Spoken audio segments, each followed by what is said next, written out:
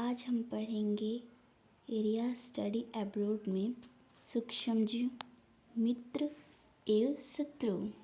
सूक्ष्मजीव यानी सूक्ष्मजीव से आप पढ़ने से ही पता चला है, सूक्ष्म यानी छोटे जो जीव होते हैं वो हमारे कैसे फ्रेंड हैं एंड शत्रु दुश्मन एनिमी कैसे हैं। ठीक है, ये अध्याय दूसरा है।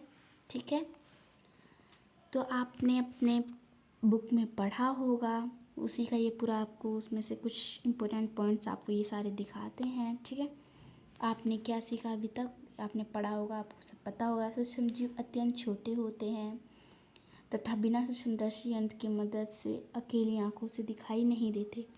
हमारे इतने छोटे छोटे जीव होते हैं जो हमारी आंखों से नहीं दिखाई देते हैं, जो कि एक सूक्ष्मदर्शी यंत्र होता है, एक मशीन होती है, इसके द्वारा हम देख सकते हैं छोटे छोटे जीव को। ठीक है, ज़्यादा दूसरा आपको पॉइंट बता रहा है, यह बर्फीले शीत मौसम से उष्ण झरनों तथा मरुस्थल से दलदल तक हर प्रकार के पर्यावरण में जीवित रह सकते हैं, क्योंकि बहुत छोटे होते हैं, ये हर जगह पाए जाते हैं। ठीक है, सूक्ष्मजीव वायु, जल, मिट्टी, पौधे और जंतुओं के शरीर में पाए जाते हैं। ये हर जगह पाए जाते हैं, वायु, हवा में भी, पानी में भी, मिट्टी में, पौधों में, जंतुओं में। ठीक है, उनके शरीरों में पाए जाते हैं। ठीक है, यह एक कोशिकीय एवं बहुकोशिकीय होते हैं। एक कुछ कोशिकीय होते हैं और कुछ बहुकोशिकीय होते हैं, जैसे कि आपने पढ़ा होगा पैरामीशियम। ठीक है, मतलब बहुत सारे होंगे बहुकोशिकीय जैसे कि मनुष्य है, एक कोशिकीय पैरामीशियम है, अमीबा है, एक कोशिकीय। ठीक है, और ये आपको बहुत सारे दिखा रखे हैं, जीवाणु, कवक, प्रोटोजोआ तथा कुछ शैवाल सूक्ष्मजीवों के अंतर्गत आते हैं। विषाणु इनसे अलग होते हैं लेकिन फिर भी इसी वर्ग में शामिल किए जाते हैं। ठीक है, जीवाणु, कवक, प्रोटोजोआ और शैवाल ये 4 होते हैं, लेकिन विषाणु इनसे अलग होते हैं, लेकिन ये भी इन्हीं के ग्रुप में आते हैं, विषाणु भी। ठीक है, चलिए अब हम अपने टेक्स्ट सॉल्यूशन पे चलते हैं, मैं आपको सॉल्यूशन कराऊंगी। ठीक है, ये रहा अभ्यास के सारे क्वेश्चन।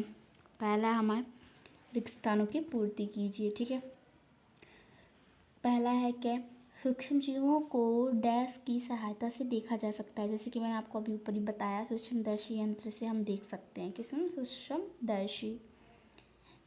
दूसरा है नीले हरे शैवाल वायु से डैश का स्थिरीकरण करते हैं, जिससे मिट्टी की उर्वरता भी वृद्धि होती है। नाइट्रोजन की। ठीक है, अल्कोहल। तीसरा है अल्कोहल का उत्पादन डैश नामक सूक्ष्मजीव की सहायता से किया जाता है, ईस्ट। ठीक है, चौथा है हमारा हैजा डैश के द्वारा होता है, जीवाणु के द्वारा। किसके द्वारा होता है? जीवाणु के द्वारा होता है। ठीक है, हैजा एक बीमारी है। दूसरा सही शब्दों के आगे सही का निशान लगाए। ईस्ट का उपयोग निम्न में उत्पादन में होता है। ईस्ट का उपयोग अभी हमने देखा ऊपर, अल्कोहल किसमें होता है? अल्कोहल। चलिए नीचे आपको मैं सॉल्यूशन भी दिखा देती हूँ। ये रहा पहले का, कै का है हमारा दूसरा। देखा जैसे हमने बताया, कै भी आपको बताते हैं। निम्न में से कौन सा प्रतिजैविक है? Sodium carbonate, streptomycin, alcohol, east. इसका दूसरा स्ट्रेप्टोमाइसिन। ठीक है, तीसरा है मलेरिया परजीवी का वाहक है मादा एनोफिलीज मच्छर। ठीक है,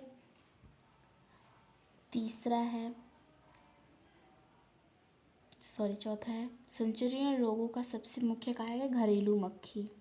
ठीक है, घरेलू मक्खी क्योंकि ये कहीं पे बैठती हैं फिर उड़ने लग जाती है, कहीं पे बैठ के उड़ने लग जाती है। ठीक है, और हमारा पांचवा है ब्रेड अथवा इडली फूल जाती है, इसका कारण है ईस्ट कोशिकाओं की वृद्धि। ठीक है, और हमारा छठा है चीनी को अल्कोहल में परिवर्तित करने के प्रक्रम का नाम है किण्वन। ठीक है, और फिर हम आते हैं क्वेश्चन नंबर तीसरे पे। तीसरे में आपसे क्या पूछा गया है? इसमें मिलान करना है। ठीक है, आपको मिलान पहला दे रखा है। पहले का हमारा है पांचवा जीवाणु हैजा का कारक है, जो कि अभी हमने ऊपर पढ़ा।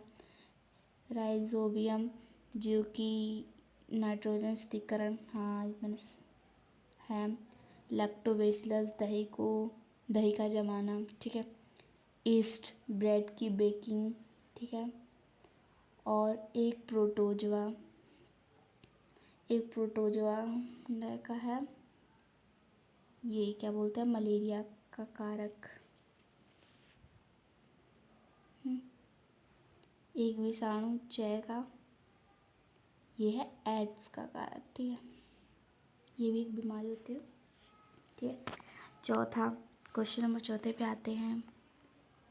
इसका सॉल्यूशन आपको दे रखा है, आप इसे कर लेना, इसका सॉल्यूशन इधर है। और पांचवा भी दे रखा है, सूक्ष्म जीवों के मुख्य वर्ग कौन कौन से हैं। मुख्य 4 हैं, जैसे कि मैंने आपको ऊपर बताया। विषाणु भी उनके वो अलग है, लेकिन उनके ही आता है, लेकिन मुख्य रूप से ये 4 है: जीवाणु, कवक, प्रोटोजोआ और शैवाल। जीवाणु के एग्जाम्पल आपको अगर आ जाए पेपर में तो आप लिख सकते हो स्पाइटल जीवाणु, छड़नुमा जीवाणु, ठीक है। कवक है एस्परजिलस पेंसिलियम, ठीक है। प्रोटोजोआ है अमीबा पैरामीशियम। शैवाल है क्लेमाइडोमोनास स्पाइरोगाइरा, ठीक है। अब है क्वेश्चन नंबर 6 भी आप कर लेना, इसके सॉल्यूशन इधर दे रखा है ना। स्थिरीकरण कौन करता है मिट्टी में, वो अभी राइजोबियम जीवाणु। नीले हरे शैवाल वो होते हैं, वो जो आपके मतलब घर पे जो नाली बहती है, वो जो लगे रहते हैं ना ग्रीन ग्रीन कलर का, उसे बोलते हैं काई बोलते हैं ना, वो होते हैं नीले हरे शैवाल, ठीक है। आप कहीं की मिट्टी भी देखते हो कैसे किसी हरी हरी हो जाती है ना। चलिए क्वेश्चन नंबर 7 है। हमारे जीवन में उपयोगी सूक्ष्म जीवों के बारे में 10 पंक्तियाँ लिखी, 10 लाइन लिखी, ठीक है। पहला आप देख सकते हो, जीवाणु का इस्तेमाल ब्रेड, दही एवं केक बनाने में किया जाता है। जीवाणु का इस्तेमाल ब्रेड, यानी ब्रेड हम बनाते तो फूल जाती है ना। दही भी जम जाता है, हम सोचते दही, अरे ये तो जादू है कि दही जम गया, नहीं। केक भी देखते हो ना, कोई वो केक वो होता है जो बिल्कुल मलाई की तरह बिल्कुल हल्का सा होता है, वो कैसे हो जाता है बिल्कुल हल्का और इतना ज़्यादा रहता है ना। और दूसरा है ये किण्वन अथवा फर्मेंटेशन में सहायक होते हैं। तीसरा है ये अल्कोहल, शराब और एसिटिक एसिड बनाने में भी सहायक होते हैं। ये बहुत सारी दवाइयों या शराब बनाने के भी काम आते हैं। ये मनुष्य तथा जंतुओं को बीमारियों से बचाने में भी उपयोगी हैं। इनके द्वारा इंजेक्शन वगैरह बनाए जाते हैं, मतलब बहुत सारी चीज़ें बनाई जाती हैं। और है पांचवा है पर्यावरण को स्वच्छ एवं संतुलित रखने में भी इनका इस्तेमाल किया जाता है। पर्यावरण को स्वच्छ भी बनाते हैं, जैसे कि हम घर पे खाना वगैरह सब्जी वगैरह बनाते हैं तो जो छिलके होते हैं जो उसको हम एक गड्ढे में रखें और इन सूक्ष्म जीवों को उसमें डाल दें तो ये उनको बहुत दिनों में मतलब 10-15 दिन में उनको खाद में परिवर्तित कर देते हैं। छठा है जीवाणु का उपयोग औषधि दवा बनाने में भी किया जाता है। इनका उपयोग दवाई बनाने में भी किया जाता है। सातवां है ये कृषि में मृदा की उर्वरकता में वृद्धि करने में भी सहायक होते हैं, जैसे कि मैंने बताया आपको खाद बनाने में भी काम आते हैं, ठीक है। और फिर आठवां है टीका बनाने में भी इनका उपयोग होता है, जैसे कि मैंने अभी बताया इंजेक्शन बनाने में भी इनका काम आता है। अब नंबर 9 है अचार, पनीर तथा अन्य खाद्य पदार्थों के उत्पादन में भी ये सहायक होते हैं, ठीक है। पनीर भी देखते हो, अचार बहुत दिनों तक ख़राब नहीं होता, और खाद वगैरह। और 10वां हमारा ये पेड़ पौधों को रोगों से बचाने के लिए भी उपयोगी है, ठीक है। ये पेड़ पौधों से भी बचाते हैं। अब ठीक है, अब है क्वेश्चन नंबर हमारा 8वां है सूक्ष्म जीवों द्वारा होने वाली हानियों का वर्णन कीजिए। अभी हम बता रहे थे उससे क्या हमें फ़ायदा है, अब हमें नुकसान बताना है, ठीक है।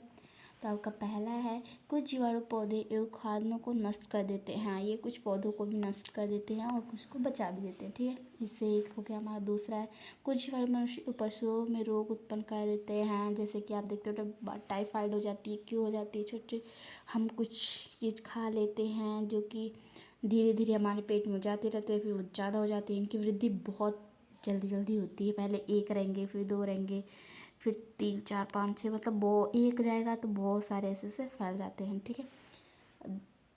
ये तीसरा है, सॉरी ये दूसरा दिखा रहा है आपको, ठीक है।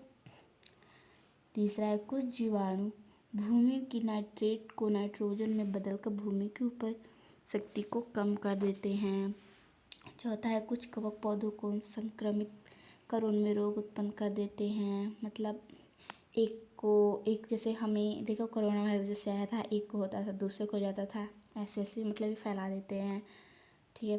पांचवा है कुछ कवक दांत खाज खुजली जैसे चर्म रोग उत्पन्न करते हैं। जैसे किसी को कितनी खुजली होती है, किसी को दाग वगैरह हो जाता है, मतलब बहुत सारे, आपको पता ही होगा। और फिर छठा है हमारा कुछ कवक खाद्य पदार्थों को विषाक्त बनाकर नष्ट कर देते हैं। मतलब विषाक्त वो होता है मतलब जहरीले, हाँ, फूड पॉइजन जो हो जाता है। ठीक है। और आठवां है हमारा कुछ कवक हमारी चमड़ी एवं लकड़ी तथा खाने के सामान को नष्ट कर देते हैं। ये भी मतलब बहुत तरीके से हमें नुकसान पहुंचाते हैं। ठीक है।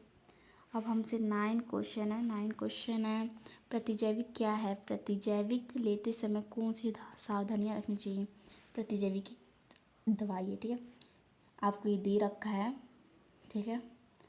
और चलिए मैं इसको आपको समझा देती हूँ। ऐसी औषधि जो बीमारी पैदा करने वाले सूक्ष्मजीवों को नष्ट कर देती है या उनकी वृद्धि को रोक देती है। प्रतिजैविक एक टैबलेट है जो हम लेते हैं, जो एक दवाई है जो हम इनको लेते हैं तो जो सूक्ष्मजीव जो छोटे छोटे कीटाणु से जो हमें रोग होती है उन्हें नष्ट करने में हमारी सहायता करती है। प्रतिजैविक एंटीबायोटिक कहलाती है। एंटीबायोटिक दवाइयाँ बहुत से लोग खाते हैं और बच्चों को स्कूल में भी बहुत मिलते हैं, जैसे कि स्ट्रेप्टोमाइक्लिन, स्ट्रेप्टोमाइसिन, एरिथ्रोमाइसिन, मतलब बहुत सारी हैं। ठीक है।